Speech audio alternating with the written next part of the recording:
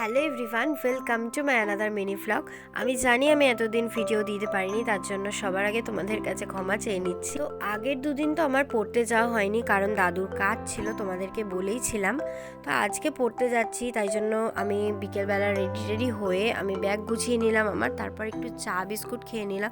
একটু হালকা হালকা খিদে পাচ্ছিলো, ভাবলাম হালকা খিদে পাচ্ছিলো, ভাবলাম কী খাবো, তো চা বিস্কুটই খেয়ে নিলাম।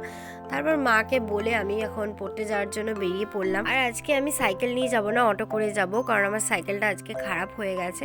তো ফার্স্টেই চলে গেলাম অটো স্ট্যান্ডে অটো ধরার জন্য। আর এই দেখো সামনেই সরস্বতী ঠাকুরের মূর্তি উঠেছে, কারণ সামনেই যেহেতু সরস্বতী পুজো। আর যাওয়ার সময় কি ভিড়, এত জ্যাম, যেহেতু সামনেই সরস্বতী পুজো। তারপর অটো থেকে নেমে আমি আমার কোচিংয়ের উদ্দেশ্যে হাঁটতে লাগলাম। আর যাওয়ার সময় এই বাচ্চাদের ছোট ছোট ধুতি, পাঞ্জাবি, শাড়ি, এগুলো দেখে ছোটবেলার কথা খুব মনে পড়ে যাচ্ছিল। কারণ ছোটবেলায় এই কিনে দেওয়ার জন্য, এই ছোট ছোট বাচ্চাদের শাড়িগুলো কিনে দেওয়ার জন্য আমরা বাবা মার কাছে কতই না বায়না করতাম, তাই না?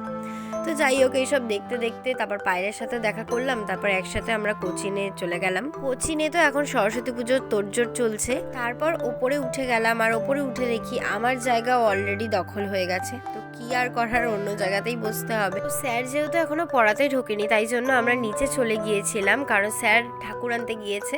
তো নিচে গিয়ে দেখি আমাদের ঠাকুর তো অলরেডি চলে এসেছে। আগের বছর এই সময় হয়তো আমাদের ব্যাচ পড়তে আসতো না।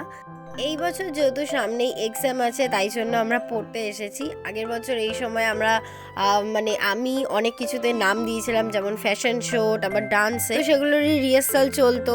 এই বছর রিহার্সাল চলছে, বাট আমি তো কিছুতে নাম দিইনি।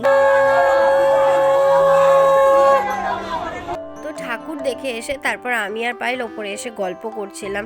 কি করব বেকার বসে থেকে থেকে, তাই জন্য অনেক গল্পের ঝুলি নিয়ে বসেছিলাম অনেক দিন পর আমরা দুজন মিলে। প্রত্যেক বছর যেহেতু ফার্স্ট ইয়াররা পুজো করে, আগের বছর আমরা পুজো করেছিলাম, আর সেই মোমেন্টগুলো সত্যি ভোলার না। যেমন অনেক রাত পর্যন্ত কোচিনে থাকা, কোচিনের কাজগুলো সবাই মিলে ভাগ করে করা। তো যাই হোক, তারপর স্যার আসার পর আমরা পড়ে টোরে স্যারকে প্রণাম করে নিলাম। তারপর আমি বেরিয়ে গেলাম বাড়ি যাওয়ার জন্য। আর আজকে তোমাদেরকে বলেছিলাম আমি সাইকেল নিয়ে আসিনি, তার জন্য সানি আমাকে আনতে আসবে। আর ওই যে স্যার চলেও এসেছেন বলতে বলতে। আর যখনই আমি এনার মুখের সামনে ক্যামেরা ধরি, মুখে এক গাল ভর্তি হাসি থাকে। তারপরে এই পুচকি বাচ্চাগুলোর সাথে দেখা হয়েছিল।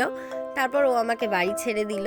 বাড়ি এসে ফ্রেশ হয়ে ঝটপট বসে পড়লাম ডিনার করতে, কারণ ভীষণ খিদে পেয়ে গিয়েছিল। তো আজকের এই ভ্লগটা আমি এখানেই শেষ করছি। তোমরা ভালো থাকবে, সুস্থ থাকবে। তোমাদের সাথে আবার পরের কোনো ভ্লগে দেখা হচ্ছে। ভ্লগটা যদি ভালো লেগে থাকে অবশ্যই একটা লাইক করে দিও। যারা ফেসবুক থেকে দেখছো তারা পেজটাকে ফলো করে দিও, আর যারা ইউটিউব থেকে দেখছো তারা চ্যানেলটাকে সাবস্ক্রাইব করে পাশে থেকো। তো চলো আজকের মতো টাটা।